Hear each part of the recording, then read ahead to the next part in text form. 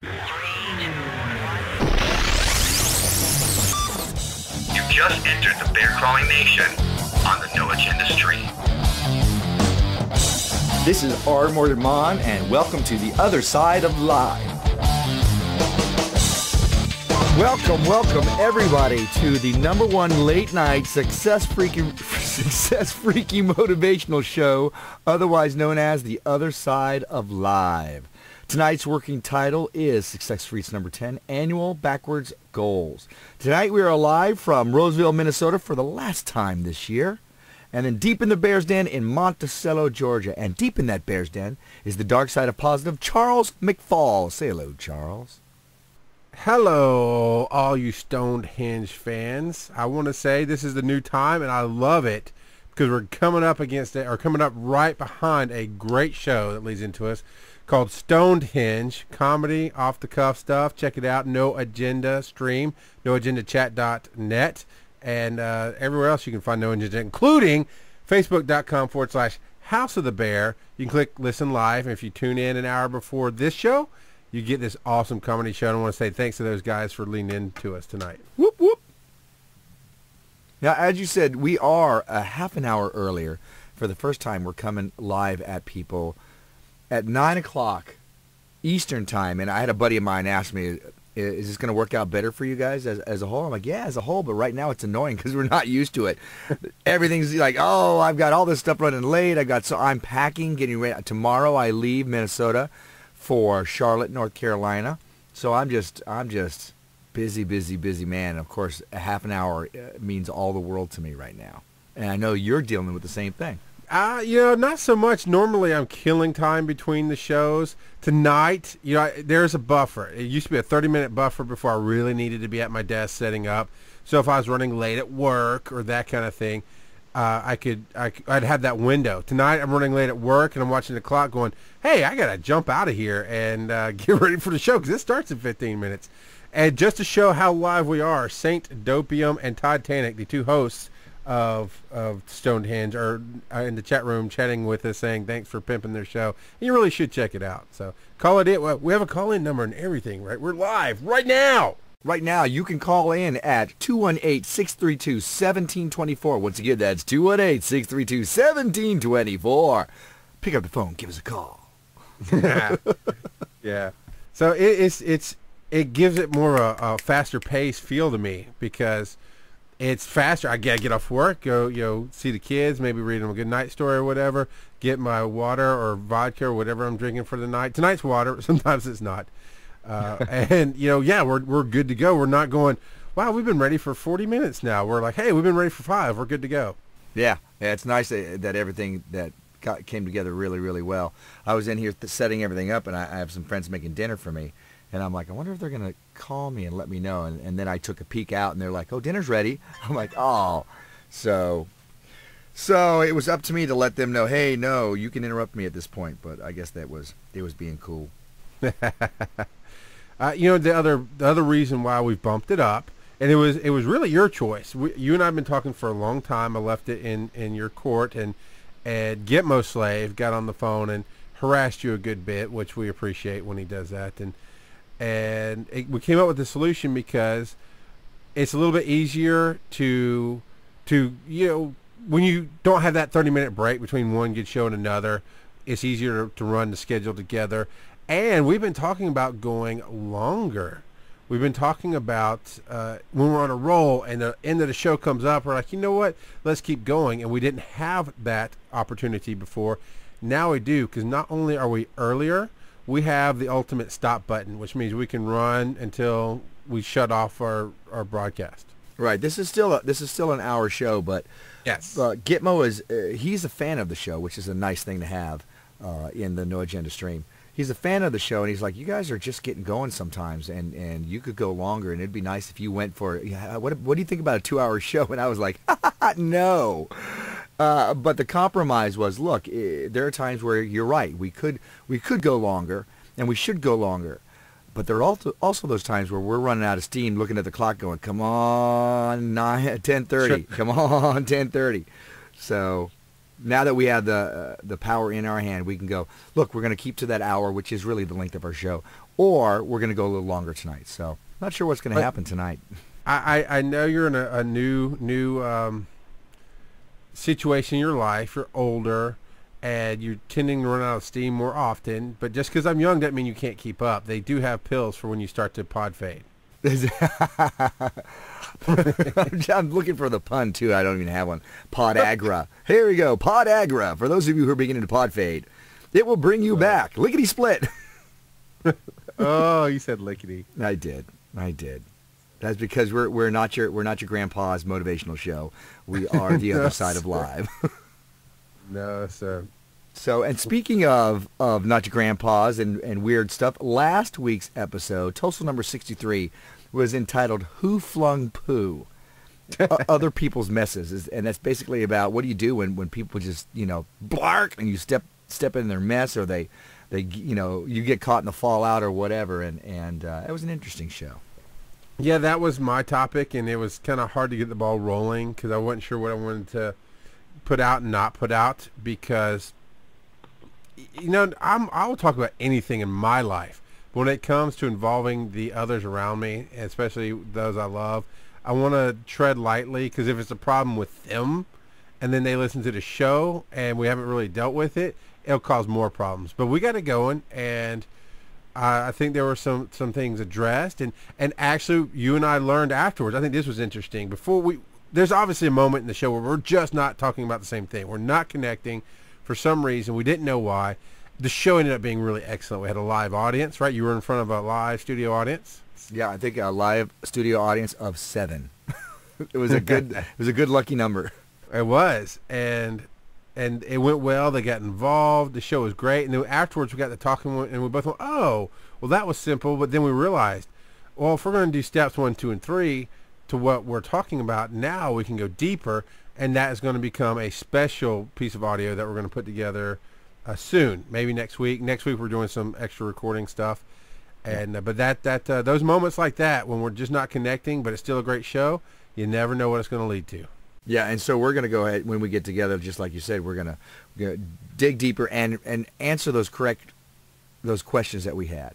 I think that I wasn't hearing you right. I had my points, which were fine, but you wanted something else, which would have taken us in another direction, in a much deeper, darker, scarier direction, but still one that needed to be addressed. So I think it's going to be fun, and maybe it'll have a serious tone to it, or maybe we're really going to cut up and laugh at each other and still deal with the serious stuff. So who knows? There you go. You never know. We always cut up and laugh. I mean, even when we did the death show, we made jokes. Yeah, you need to laugh at that. You need to be able to. Well, maybe it's the Irish in me, with the wakes and having a party afterwards and celebrating life instead of mourning death. So, well, I just got somber. Nice. So tonight, my friend, you're taking the lead on this, because I am getting ready to go to Charlotte, North Carolina. So I have my notes end here. No, you're shitting me, right? I'm not. I am not. I am not flinging poo in your general direction. My notes end here, and I told you this ahead of time, my friend. You're such a diva. You've gotten so late. I brought up like 3 topics, and now you're just like, I don't even know how to podcast anymore. I don't know how to do this. Somebody hand me my Podagra. I am not going to be able to handle this unless I can take my meds. Please, Daddy Bear, help me. All right, now you're just creeping me out. Right. Shut your mouth. Just talking about Bear. You're talking about Bear. Oh, how grizzly. Well, let's roll this clip, shall we? Success Freaks.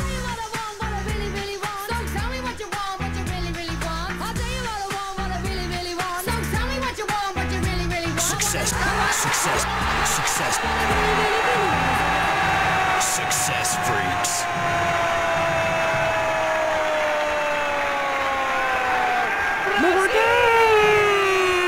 Success Freaks. Sadly, that is the next to last time you'll hear that clip for a while. Because as I flipped through the book, I realized there are not 12 chapters. There are 11 chapters. Ooh.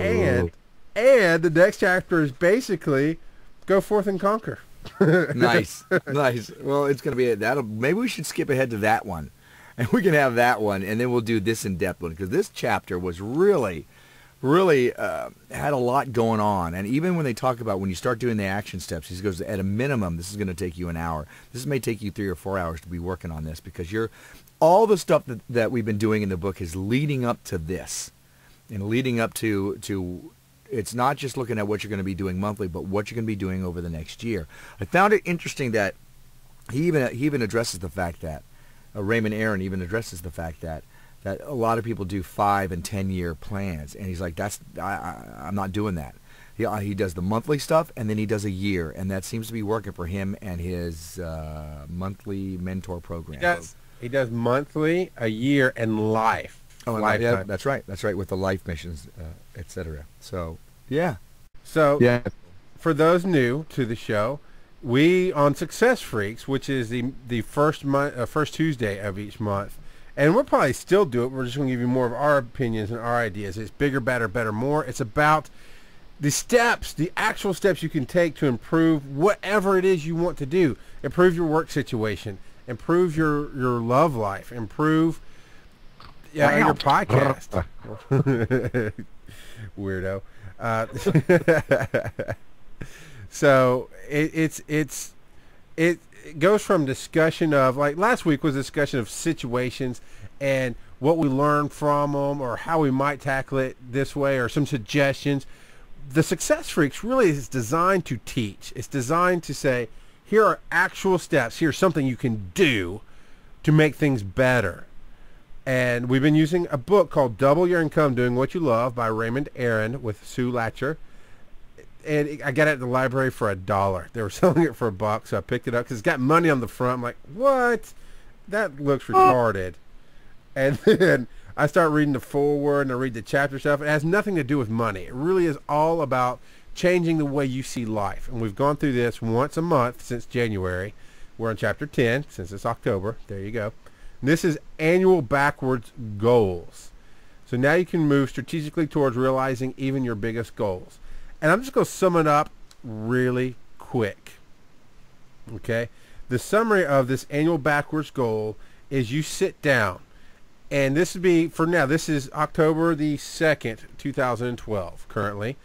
And so we're going into 2013. So yes, we can write them now, keeping in mind that we only have 3 months left to get it done before the end of the year.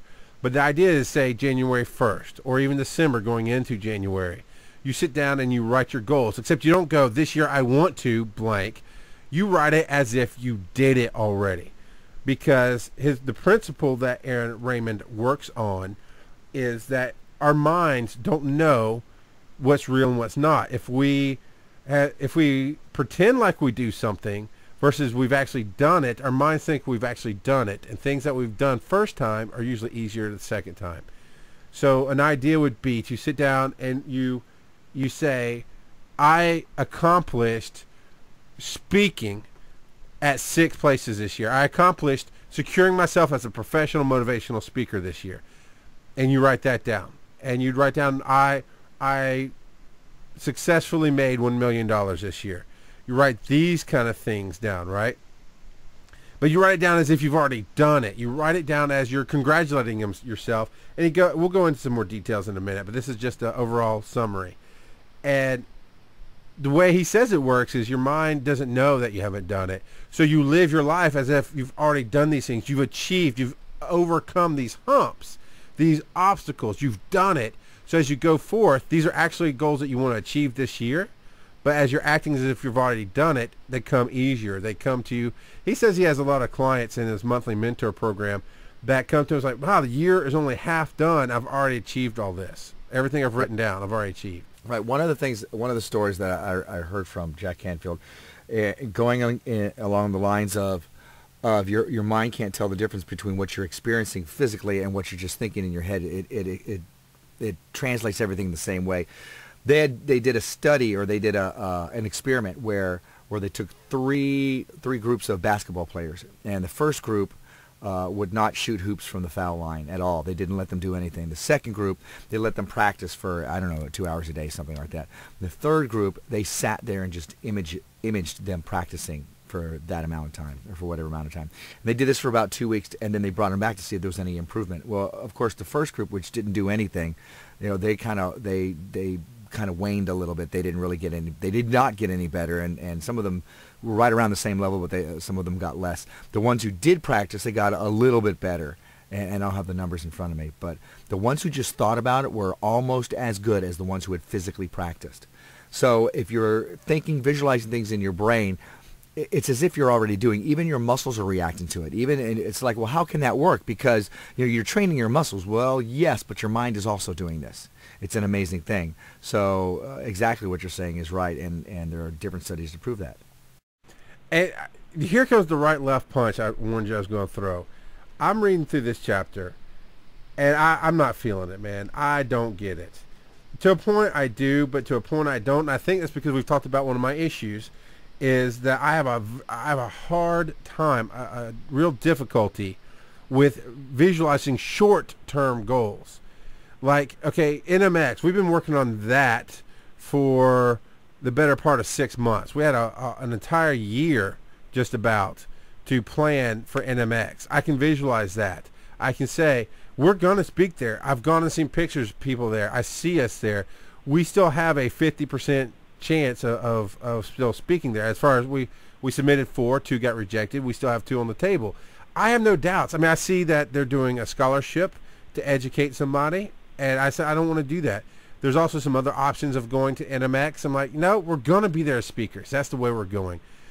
I visualize these things. I can see through the end of next year and visualize those, but when you start talking about sitting down with this piece of paper, it's going to take practice. I guess I want to be the dark side of positive here. It's going to take practice, because I'm reading through it and he's talking about that and talking about your mind doesn't understand you didn't really do it, and you're congratulating yourself and you're celebrating it. I'm like, but I know I didn't do it. I can't. I don't understand. So what is your question here? Because I hear a couple of things there that you were bringing up. One is about not being able to do short-term goals or concentrate on that. The other one is about not understanding. So what are you asking? No, it's.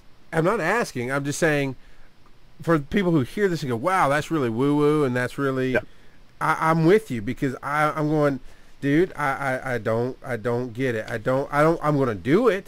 I'm going to do it. I'm going to write it down. I'm all about the outrageous goals, but writing it backwards, like I achieved it, visualizing it, my mind goes blank. Right.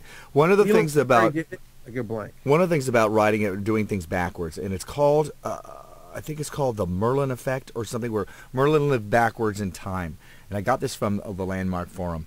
So what you do is you go and you say, okay, here's my goal and I've achieved it. Okay, what did I do and this is a different system, so this is not what they're talking about in this book.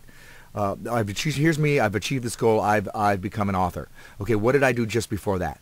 The week before that or the month before that? Right, what did I do? What was the step that I did the month before that? So you backtrack it all the way to where you are now, and it takes a little bit of effort, but then you can see, and it's a creative exercise. So you're sitting there and you're actually creatively going, okay, what is the next step? And it's also a logistical exercise, because you're planning it out. You're planning your roadmap from your goal and backtracking it. I used to play backgammon with my mom and a couple other people, and it would kind of confuse them, because I would always count backwards.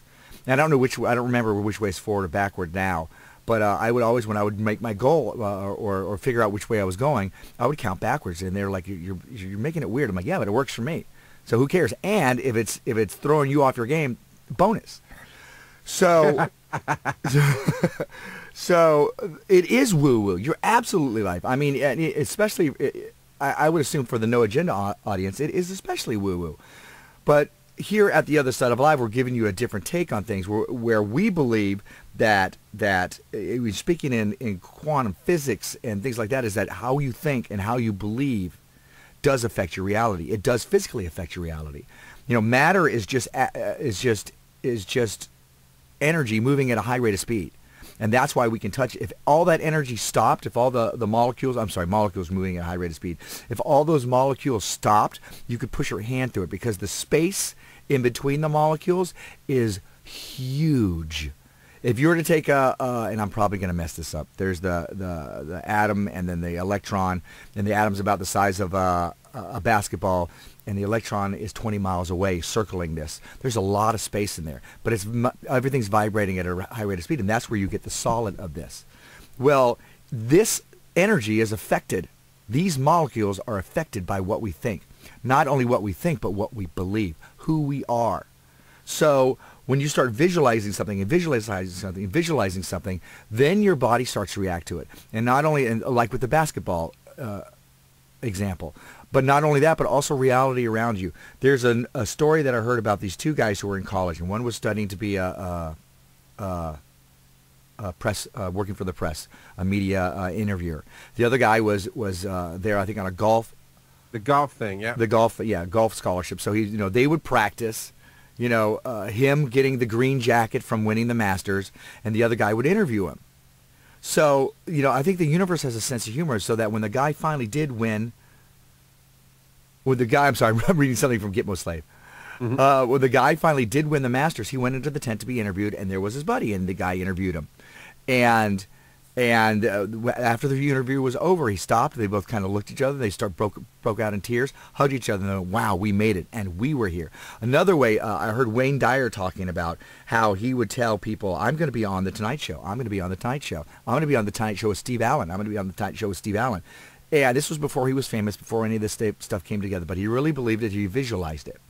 So eventually he was on The Tonight Show. In fact, he'd been on for many, many times, but by that time, Steve Allen was no longer the host. It was Johnny Carson. The night that he was on the first time, Steve Allen was there as a guest. So that's why I'm talking about the universe has a sense of humor. He visualized it, and the universe even went, you can call it the universe, God, however you want to apply it. The sense of humor is there. And so Steve Allen was actually there because, was it because he visualized it? Or is it that all time happens at once and he's remembering what's happening in the future? You can talk woo-woo. That's how that stuff goes.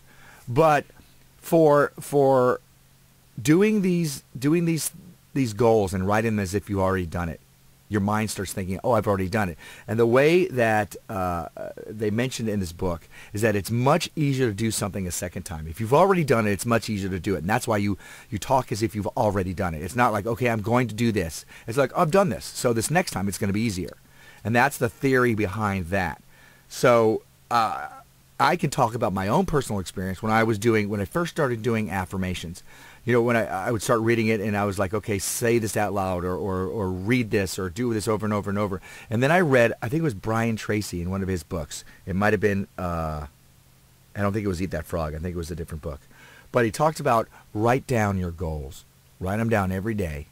And that's really going to make things start happening. And when I started doing that, things started happening. It was weird stuff. But it started happening, and once I began believing more and more stuff started happening, and that was my personal experience. So do you still write your goals down every day? I have goals that are written down, and I do write an affirmation every day. I write a new one for, most every day. This week I haven't been able, and my Sharon Watson, who is a member of our Success Freaks team, has been writing the affirmations, and she, it's no secret, she does them usually on the weekends when I'm working, etc. So I do write them. I have not in a while, but I do have my affirmations set that I'm reading over and over. But I do want to get back to it because it is such a powerful thing. Things really start working, and it's not just reading the affirmation, writing the affirmation. Okay, I did that. When's it going to happen? You got to really feel it. You got to feel excited about it. Because the feeling is what really taps into what I call the quantum soup. You call it the matrix. Those numbers, those green and black numbers that keep going down, down. It's in the air between us. All this stuff. The quantum soup is all around us. Your emotions really cement that connection. And that's when things start really happening.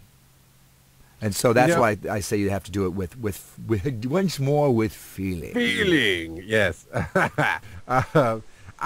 Okay, hearing your explanation, I've got some good positive stuff coming off of what I said earlier. Rock Girl posted in the chat room here, live Tuesday nights, 9 p.m. Eastern. Don't miss it. Rock Girl posted that she goes, yeah, that's what I was going to ask. How do you trick your mind when your mind knows it's a trick? And Nolan had responded. Of course, you were you're talking about the things that you were talking about. That's just in line with what Nolan was saying to her. And something you said struck me. I went, okay, I could. It's getting past these first steps. See, even visualization, once you do it, it's easier after the first time. Is when I was in a band, when I was trying to be a rock star, I never could see myself as a rock star. I was always nervous. I was always trying to make sure I didn't mess up the words. And every time, I'd listen to like live concerts or whatever, and you hear the crowd chanting, and I try to visualize this for me. It didn't scare me, but it brought up an emotional response that's not like, wow, this is me. Vice versa, or compare that rather to when we got told, my office of 70, 80 plus people got told, yeah, I'm sorry, we're shutting you down. We're closing down this department. You're all going to get laid off, and it sucks for you guys. We're sorry. Here's some things we're going to do. You got 3 months. Some people cried. Everybody's like, oh my God, what am I going to do next? I literally went, okay, that's fine. I didn't care for this job anyway. It wasn't like a negative response. It was like, no, that's fine. Because I knew at that point in my life, I always land on my feet. Because I know what I'm doing, and I have no pride when it comes to taking a job. I will go take the job at Taco Bell. Then I'll take the job at Pizza Hut to make up for it. And then I'll take the job at Blockbuster. I knew I landed on my feet. And even as the months went on, people are hunting for jobs and they can't find them. They're doing job fairs. Some people get jobs. Some people were cheering for them. Some are worried. There's an overall gloom in the office. I'm like, no, I'm fine.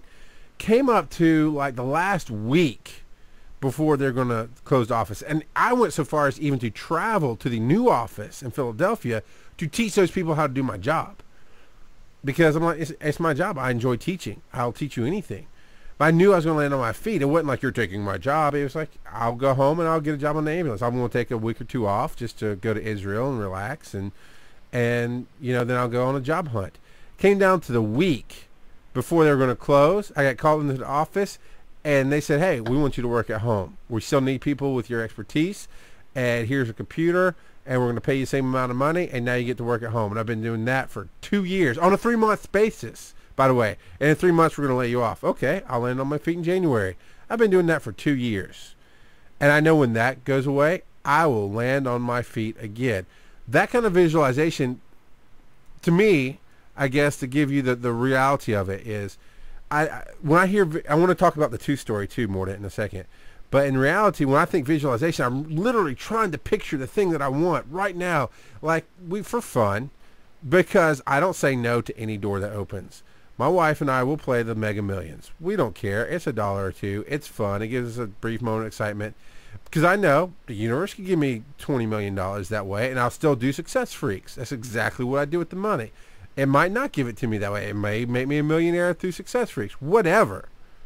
But I tried to visualize getting those numbers, and I can't get my mind to do it.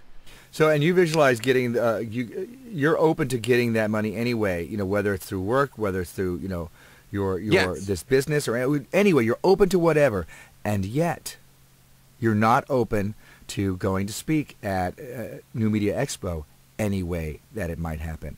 Whether you get there, No. whether you get there on Other way. let me finish, my friend. You're Whether wrong. you get there, I'm Doctor Whoing you. All right, carry on. whether you get there on a scholarship, whether you get there because our podcast got nominated for the podcast awards, and then people meet you and they're like, hey, you know what, you'd be great, will you please be on this panel? And suddenly you are there. We don't know how things are going to happen. You're right, we don't, but I just don't think it works that way. And I think I personally see here, this is good. Let me throw my point out and you tell me how we can work it. This is good because I immediately go, I don't see the world that way. I see the world as we opened a door that never should have been opened. We said, hey, do you need somebody in 3 days for your conference from now? 3 days from when we contacted them. And they immediately went, and we told them, here's who we are, here's what we do, boom, boom, boom, boom, short summaries. And they're like, holy crap, no, that's awesome. We're good here, but how about Vegas? And we've stayed in touch and immediately made huge contacts here. And it's always been about speaking. So when I see these other doors, I never wanted just to go there. I never wanted to, shake hands. And yes, you're right. It could be hey, we need a fill-in. Would you like to be on this panel? It just doesn't feel like it works that way for me. And if I can't feel it, I can't visualize it. Well, I'm going to guarantee you that if it doesn't feel that way for you, and if you don't think that's the way it works, and if you don't believe that's the way it works, I'll guarantee you it doesn't work that way for you. Absolutely not. Because that's not what you believe. Remember, it works that way too. Look, if I believe something good's going to happen, it's going to happen to me. Well, if I don't believe that certain thing's going to happen to me, it's not going to happen. Henry Ford said, whether you believe you can do it or you believe you can't, you're right. So you're absolutely right. Now, I'm not saying that your way is the right way or the wrong way, because the way you're saying it right there, maybe those other doors are more like temptations. Do you want to do it this way? Do you want to do it that way? Who knows? I'm just saying, being open to the experience. Something I've learned is you may get exactly what you want, but it may not look like what you thought it would. True. I get you. You know, I may become a movie actor, but not from auditioning through movies and doing that. It just may be a runoff thing from what we're doing here at the other side of life. Who knows? Who knows? It's something I've always wanted to do, and I put some time and effort in it. I may get exactly what I want, but it may not look like what I think it would. But I got to be okay with that. I got to be, open to the experience and grateful. And I'm not saying you're not. I'm just saying don't poo-poo these opportunities that may be coming in front of you. And originally I didn't. Originally I told you. I'm the one who brought both of those chains to you. And then the more I thought about it, I was like, maybe it's this. Maybe it's this. Is that I believe so much that we're going to speak that these aren't even issues to me. I mean, I'm feeling it because here my mind doubts. My mind doesn't doubt that we're going. My mind goes, how many times have you tried to control a situation and ended up... Okay, have you played Jenga? Most people have. Yes. Okay. How many times have you known I should go for this block? For those who've never played, which I can't imagine, but still, it's a tower of wooden blocks stacked on each other that you have to pull the block out without knocking the tower over. It's a lot harder than it sounds, especially as more blocks disappear, because you stack the one you pulled out on top. How many times have you gone, I know I shouldn't go for this one, but maybe I should go for that one, and you overthink and you work too hard or whatever, and you end up making the wrong choice. I've done that a lot in my life. A lot. So partially my mind goes, oh, here's another opportunity. We can make sure it happens. Oh, here's another opportunity. We can make sure it happens. And I think part of me is going, no, you need to stop that. Right. Now, I'm going to say something because you brought it up, and it's something that people need to realize, too. You said you have a good feeling about the way this is going. Yeah. That's almost like a spidey sense. And even though I'm playing the other side, though I'm playing devil's advocate on this, I got to say, you got to follow the spidey sense. And you, even in Jenga, you didn't make a wrong move. You have an opportunity to do something successfully or an opportunity to learn. We're trying something different with the Podcast Awards. This year, we're putting ourselves in the general category. Just, let's try it. Let's see what happens there. If we get nominated, great. If not, that's an opportunity to look at that and learn. So you really can't do this wrong unless you stop. You're really not going to fail unless you don't try. People are like, oh, I'm worried about failing. Look, if you're not doing anything, you're failing now. You're already messing this up. Why not fail forward with this? So even though I'm playing devil's advocate on what you're talking about, I got to say, look, brother, if you're really feeling positive about the way you're going and not feeling positive about those other things, trust your gut. You're probably on the right path. So that gives people a lot of different options, a lot of different things to think about. And remember, there are many different possibilities, especially when you're talking about quantum physics. Schrodinger's cat is dead and alive until you open the box. I paraphrased the Matrix in the chat room. I went, there is no door. I just phased through. The cake is a lie. Yeah. I guess that's part of it. Is definitely. I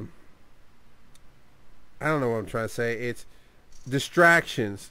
Maybe I feel that those might be distractions of trying. Oh wait, should I put my energy in trying to get this thing? Well, no, we still have 2 freaking speeches on the table, plus connections with 2 of the people, personal connections with 2 of the people that are dictating who gets to come and not come. And they've already said, we may not pick your speech. We may pick you to put you on a panel. It really feels like depends on how everything flows.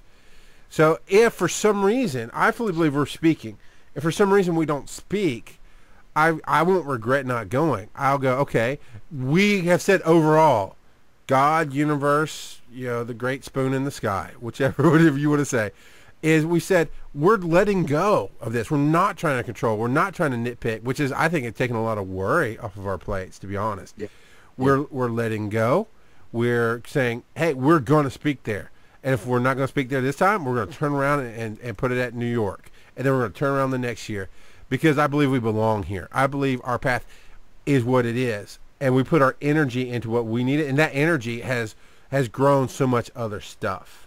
Right, right. Now, something you said earlier about, you were talking about how it's difficult with the visualization and the affirming and making all this stuff work, and how, you have a hard time sitting down and doing that, and it sounds like a lot of effort. And of course, I'm paraphrasing you. Yeah. I want to say, absolutely. It's like a muscle. You have to train it. It's like you're exercising your ability to do this. Let's say if you want to have fun with this, want to turn it into a game, let's say it's your mutant power and you don't know how to control it. In fact, it's very weak right now. Or you're a wizard, Harry, but you can only do these spells because you suck until you practice. So it's all that kind of stuff, the visualization, all that stuff, and it takes effort. You're not just sitting there going, la, la, la, la, la, la, la. I mean, maybe the effort is just, it can be that easy. It can be. But often we our body fights against that. It often fights against what's good for us. But sitting still and concentrating in this certain way, I believe that we're all here enjoying drama. We're all enjoying our exciting life, whether it's negative drama or it's positive drama. If you find yourself getting bored, that's when people often get into trouble. Well, what can I do to stir things up so I can have a good time? It falls in the category of positive drama. It's exercising, and sometimes it seems like it's boring.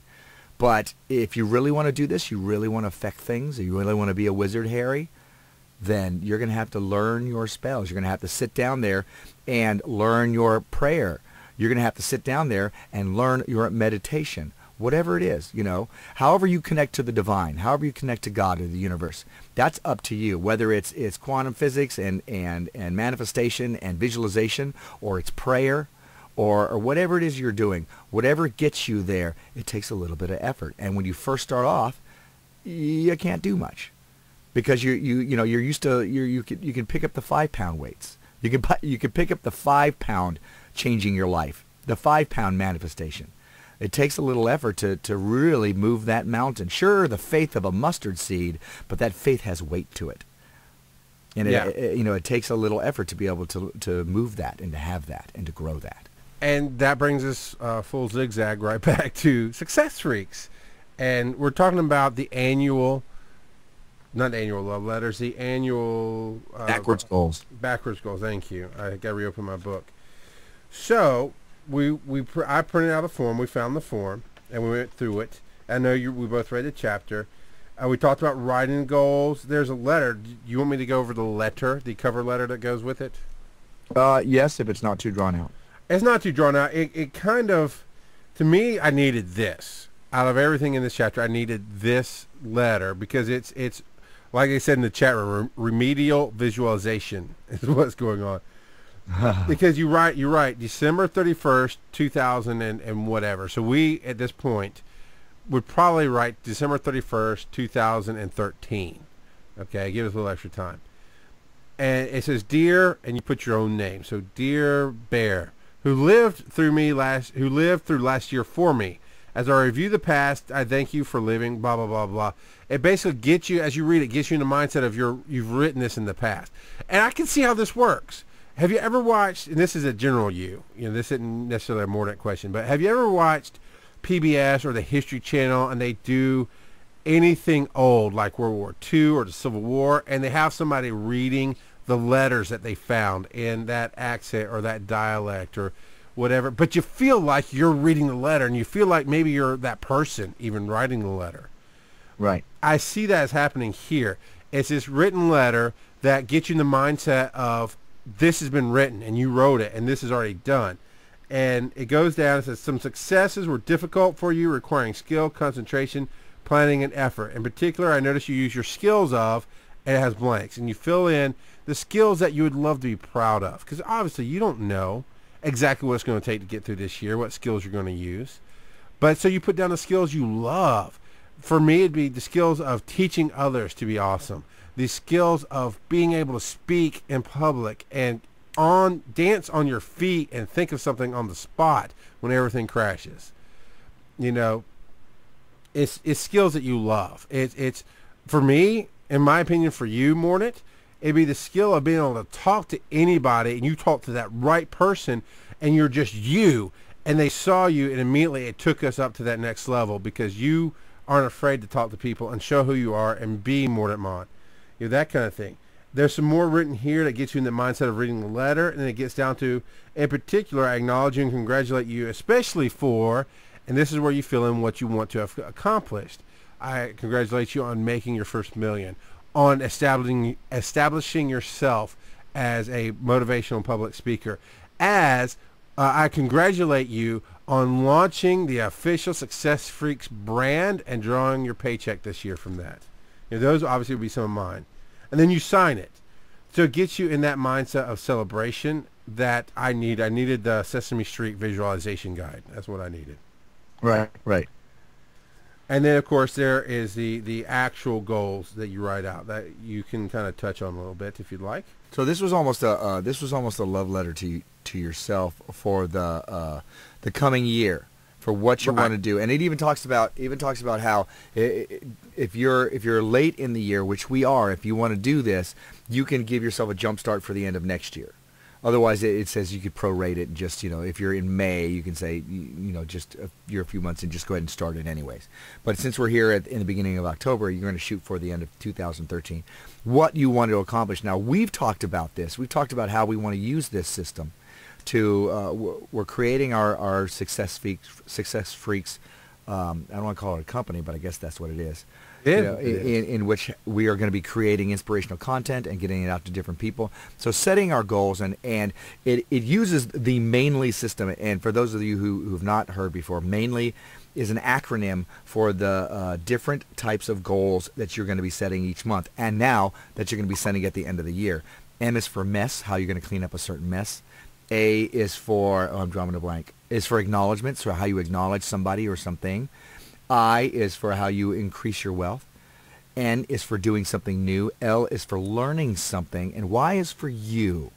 You got to do something for yourself, whether that's, and a lot of this stuff can cross-pollinate. I'm learning to speak Spanish. So that's learning, and that is, in the beginning, it was something new, and it's definitely something for me. So would I put that in all three of those things? No, I'd pick one, and whichever one I want to use, and then blah.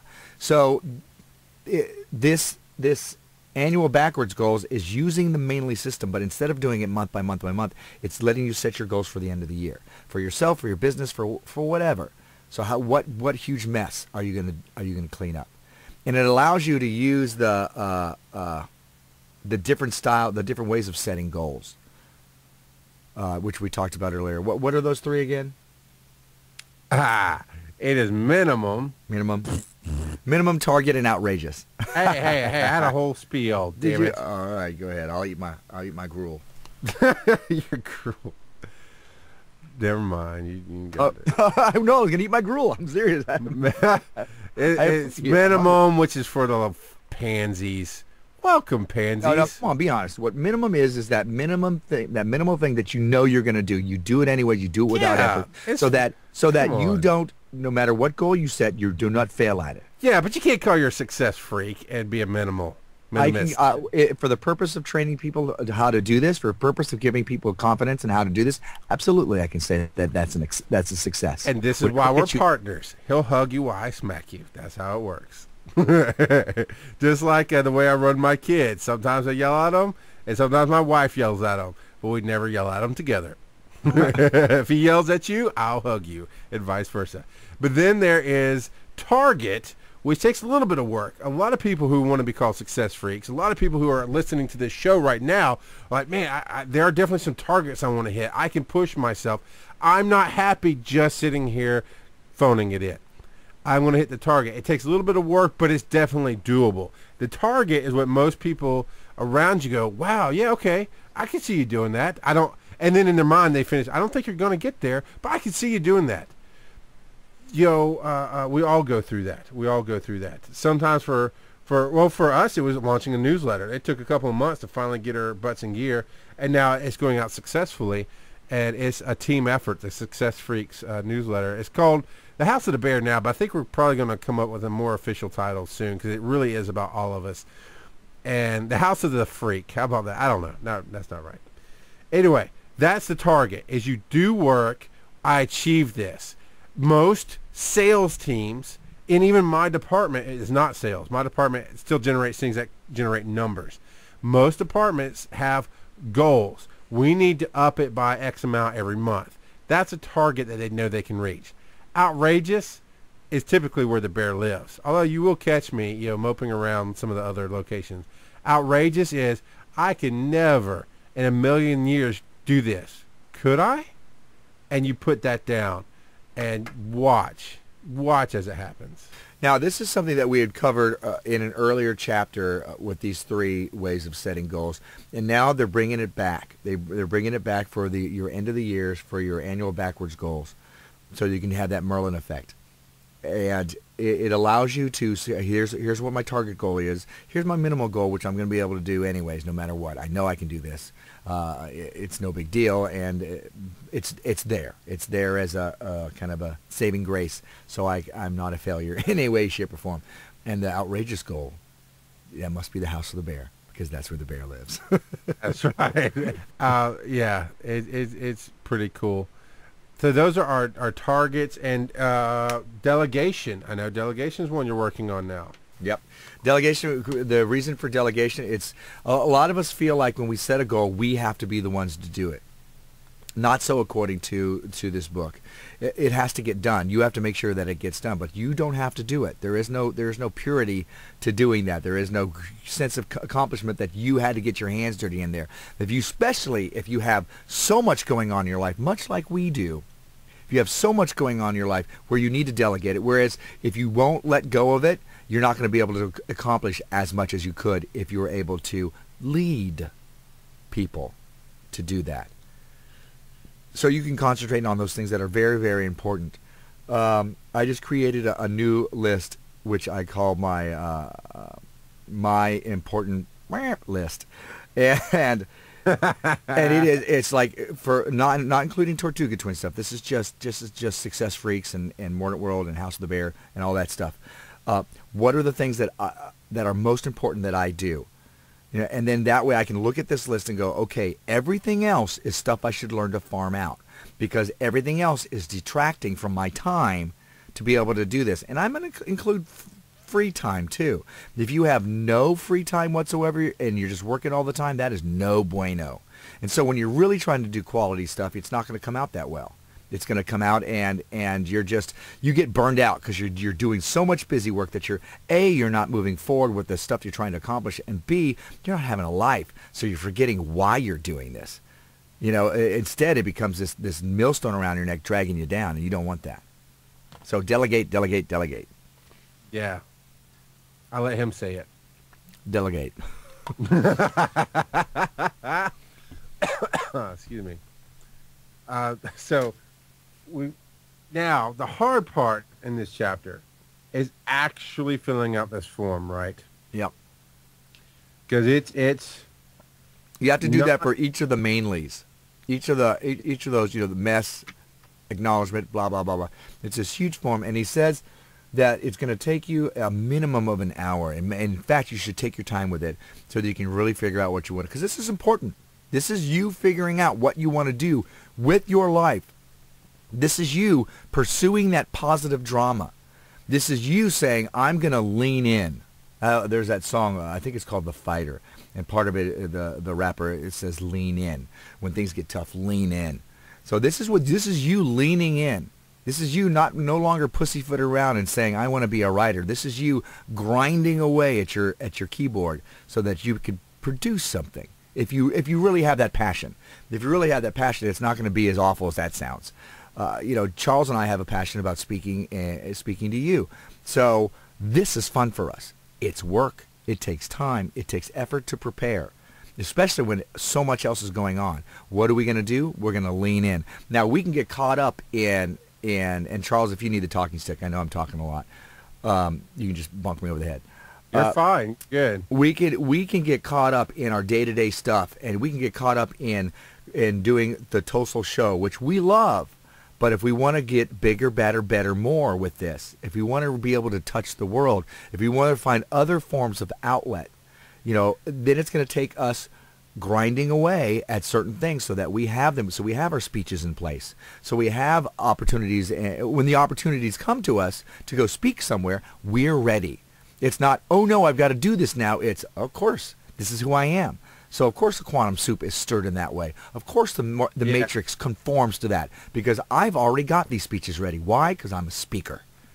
Why? Because I've already got a publishing deal. Why? Because I've set myself up as an author, and I'm speaking metaphorically. I've set myself up as an author with all my social media stuff, and I've already got not just my first book, but the first 3 in the series written, ready to go. You don't wait for the opportunity to come to you. You become that person that the opportunity is ready for. Because it's not enough, I've said it before, I'm going to say it again, it's not enough to be in the right place at the right time. You have to be the right person in the right place at the right time. Otherwise, the opportunity is going to come to you, and you're either going to not be able to do anything with it, or it's not going to be able to take it as far as you could have if you had put in your due diligence, if you had leaned in, if you had done your goals by the end of the year. And that's what we're talking about with these annual backwards goals. You're setting yourself up for that positive drama, so you don't have time for the negative drama. Although you will make time for free time and relaxing with your friends and family. Hopefully you will. So I find it interesting that I have difficulty visualizing the immediate, and yet I live in what we're talking about, man. I am a speaker. I do this. When Gitmo Slave and Mr. Oils called me up and said, man, we like what you do. You have an ear for people. We'd like you to work with us on this project. I didn't go, oh, let me think about it. I'm scared. It's Adam Curry. I went, yeah, I can do that. I do that. Why not do it for you? When we talked about being on the station, I wasn't this station being No Agenda Stream. When I was talking about with them to do it, it was exciting, but it was never scary, because this is what we do. We belonged here. It wasn't like, oh, we don't belong. We live in this. So I guess I got to learn how to start doing it more immediate, not just go, well, I land on my feet, I'll get a job. I am a show host. I am a teacher and a speaker. These are things that I am. They're not what I do. I'm an entertainer. It's something I do whether I'm on a mic or not. It's figuring out how to get my mind, and I think other people are with me here, is figuring out how to get our minds past the what should it look like to what does it look like. And I guess maybe to help with that, I'm going to throw this back to you. To help with that, I think maybe instead of going, okay, little shiny moment though. On my birthday, on my actual birthday, I woke up with the worst pain in my mouth. I've had a tooth I've had issues with for a while.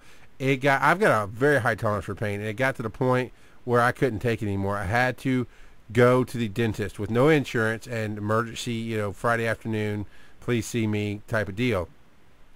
And it was killing me, and I was sitting there, and I'm trying to literally visualize myself in the chair or visualize myself, feeling better, and I couldn't do it. And I actually texted our Mordant Mon, said, hey, I'm having trouble, can you do it? And he said, I'm on it. And in less than 5 minutes, they were calling my name back when they weren't sure they were going to get me. And, I also find that interesting. We could have a conversation on prayer, because I think it's kind of the same thing. Anyway, I got back there. I got it done. I felt so much better afterwards. It was a good thing. It's like it never happened. It was weird, but what can I say? But I couldn't visualize me being in the chair and all that, because I think my mind goes, I don't know what that looks like. But knowing that I'm going to get a job, I don't know what the next job is going to look like. I just know I'm going to land on my feet. So maybe instead of trying to visualize details, I should visualize how I live after the fact. Right. And if you can, though, if you can pull it even, and if you can focus down a little bit and work your way towards those details, because I've heard those visualizations and how intricate they can be. Well, with building the Success Freaks company, we're beginning to see where we can go and what we're going to be doing. We have one of our members is Sharon Watson, and that she spoke to me one night about, no, I really see this happening. I see, and she went down the list. I see this and this and this and this and this. And I was like, wow, that sounds awesome. And of course, when you think about it, of course that's what you should see. But she sees it, and then she put together a vision board in our private group so that everybody in this company could see it. And she said, and now add pictures to it. Add your own stuff that you really see happening here, so that we have something we can look at and going, yeah, that's us. Yeah, that's us. And I told her that we all have an effort in this, and now, and because everybody else is adding to this, we can say this about everybody. But when this starts happening, I'm going to look at you and go, you did this. And she goes, no, you guys. I'm like, no, you don't understand. Right now, even though we're moving forward, and Jabba the Hutt is laughing at us, you know, there's I'm struggling with the belief of everything. I'm dragging my feet on it a little bit. But you believe, and this company, this thing that we're doing needs somebody to really believe it, and not just believe, but see it, so that and to stir the quantum soup that way. So when it does happen, I can look at her and go, you did this because you started that, and that caught fire with my belief, and it caught fire with everybody else's belief in there. Now, the credit goes everywhere. But it was fantastic that some member of our team, it wasn't Charles, it wasn't myself, some member of our team was there, and they're like, no, I see it, I got this. So it is that belief, being able to visualize it. You know, I think part of that's been the delegation, where as we've come together as a company, I don't know why that's hanging you up, and that's a whole nother conversation, but I see it as a company, because a company is not a corporation. A company is never the name on the door. A company is made up of people, and that's what we are. We're a group of people changing the world, and we are leading it, and they're following. Yeah, but as we started really to see it, not just visualize it, but to see it come together in reality, and instead of the last 2 or 3 years that you and I have worked together, of where you go, well, I'm going to handle this, and I'm going to do it myself, and you spend 20, 30 minutes doing it, and I go, okay, well, I'm going to handle this, and I'm going to do it myself, and then we asked Sharon and Angie respectively to say, well, can you handle this bit, but I'm going to do the rest. We said, you know what, this is what they do. We started seeing that. You can call it visualizing it, whatever. We started seeing, no, this is their job. This is what they're going to do. And we started letting go. And, man, as soon as we started letting go and sitting in the fact that we are a company, we are a group, we're not trying to be, we are the Success Freaks, TM, then, man, it took off, right? They started doing all kinds. Nolan started blasting doors open, coming up with ideas that we never would have thought of in a million years. The newsletter took off. We're working on a video channel. We're working on a subscription to where you can get in-depth teaching. And we started having, our topics got better. Our shows got better. Everything got better.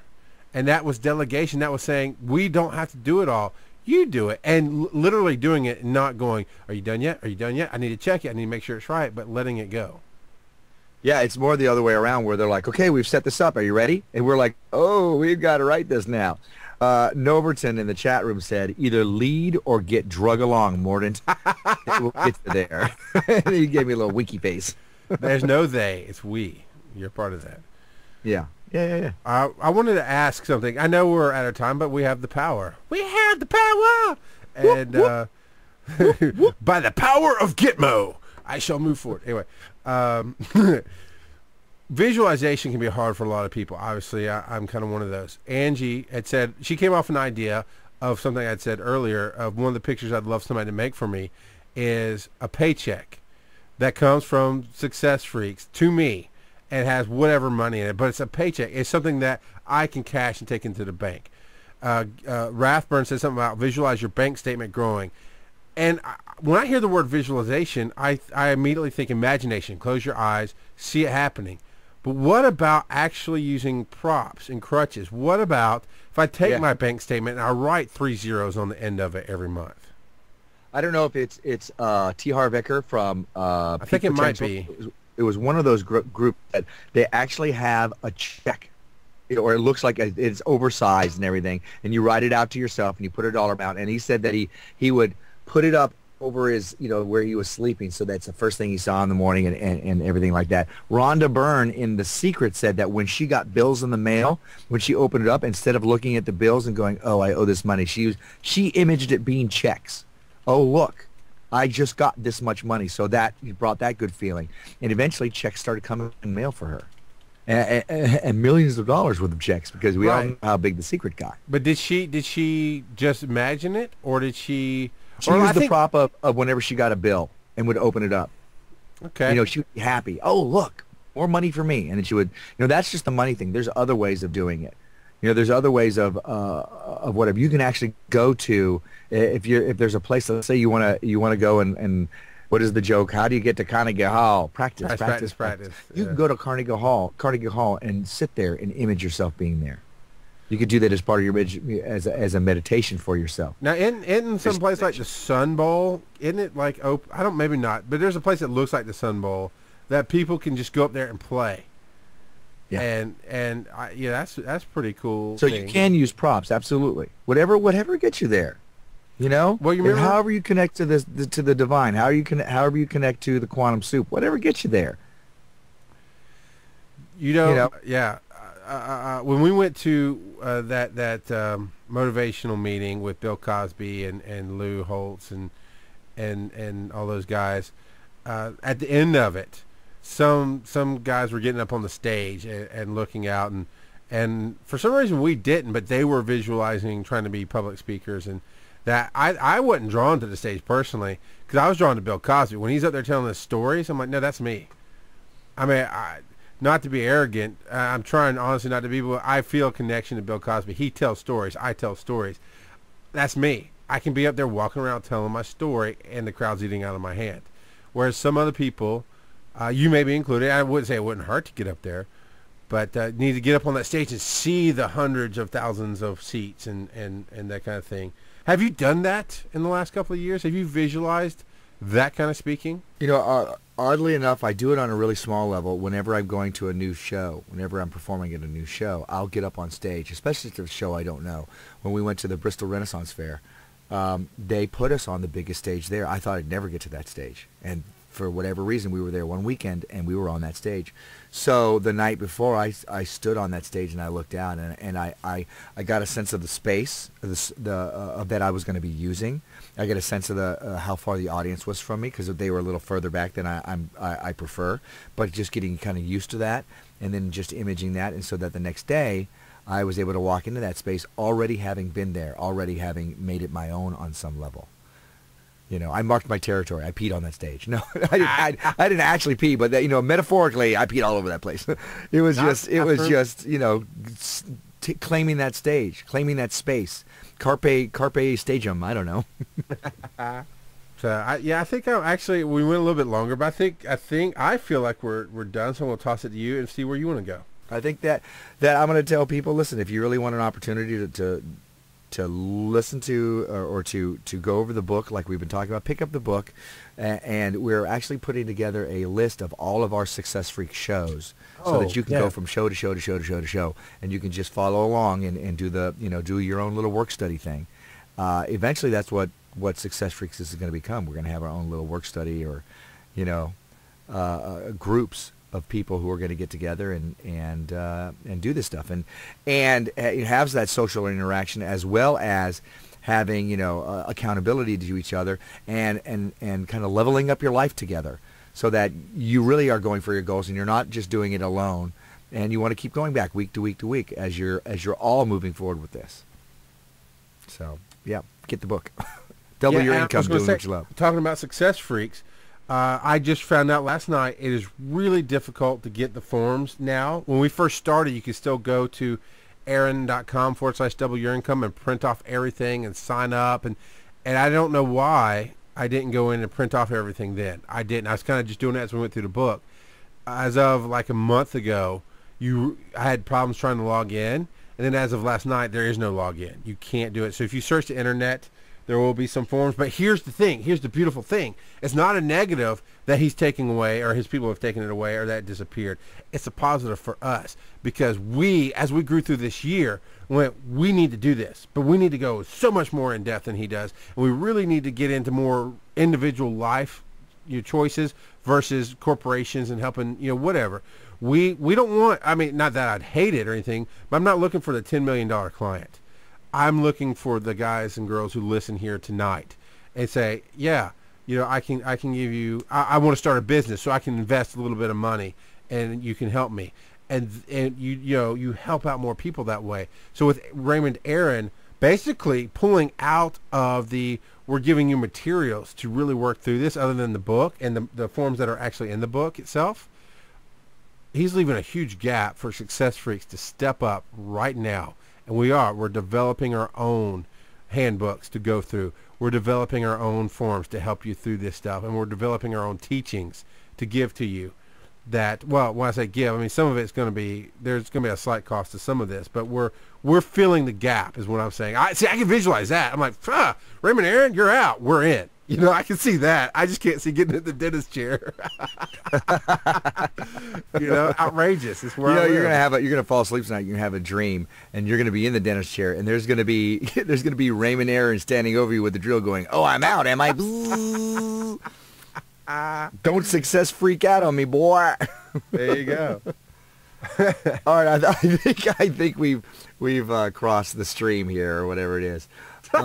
Let's start pimping ourselves out.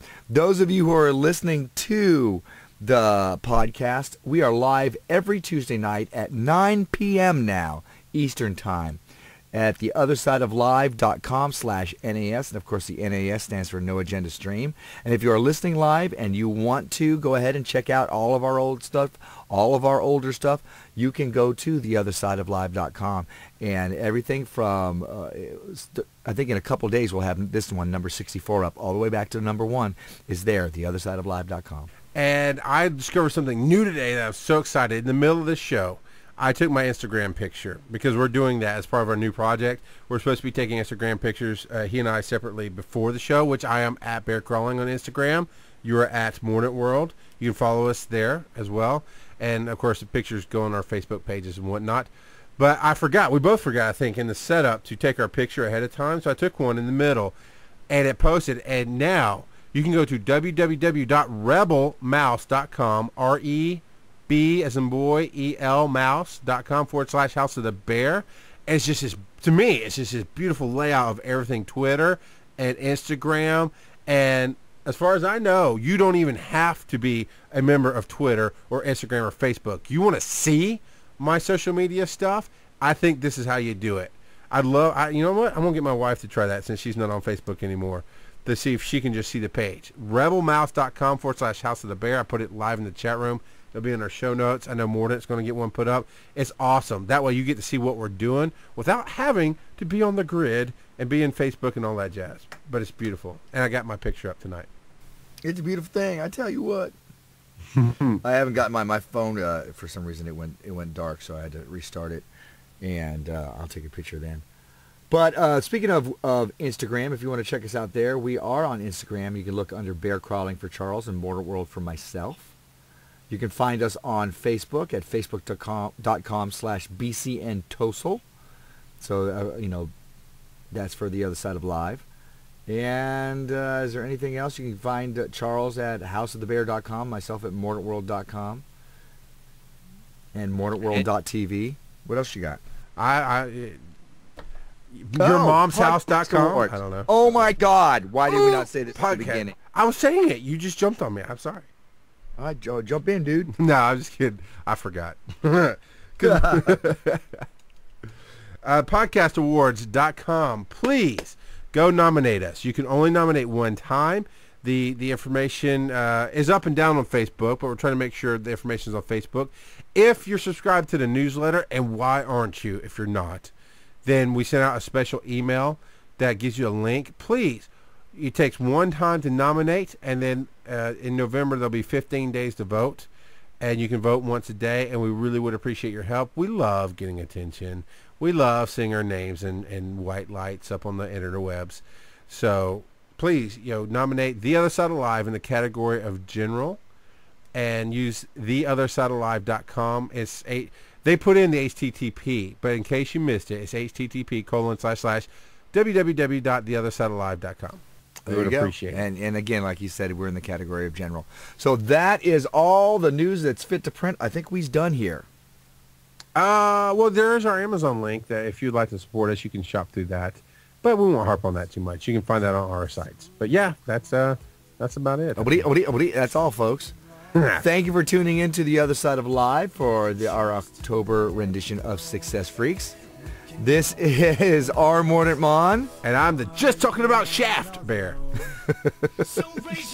Ciao, dream catchers. Boom, baby.